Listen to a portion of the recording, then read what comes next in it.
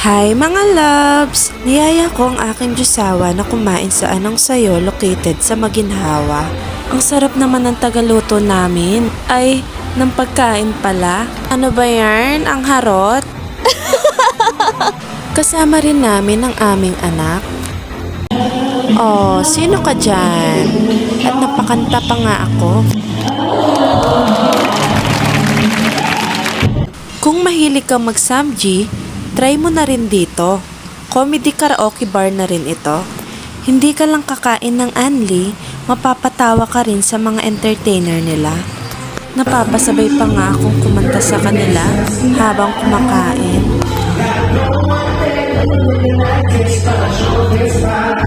Unlimited party pala ang in-avail namin, yung 599, para may seafood and chicken wings na rin.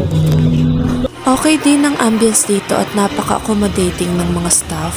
Ang kagandahan pa sa kanila, may guest pager device silang ibibigay. Kapag may o-orderin ka, pipindutin mo lang, then may staff na lalapit sa'yo.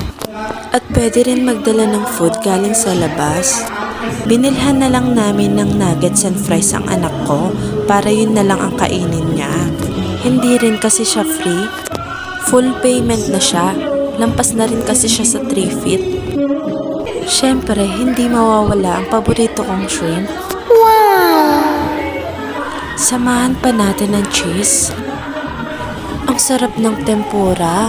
Ang lalaki pa. Grabe talaga ang busog ko dito. Masakit pala lamunan ko niyan. Okay din naman ang chicken wings. Simple lang ang lasa niya. Balance lang din ang mga lasa ng side dish sa mga flavor ng karne. Ang pinaka nagustuhan kong side dish nila, ang kimchi at potato marbles. 2 hours pala ang time limit namin sa Anli at may ice cream na rin kasama. Pinakain namin sa aming anak. Paborito niya kasi ang ice cream. Nilagay ko na rin pala dito ang menu. Panoorin ito mga loves. Nakakatawa sa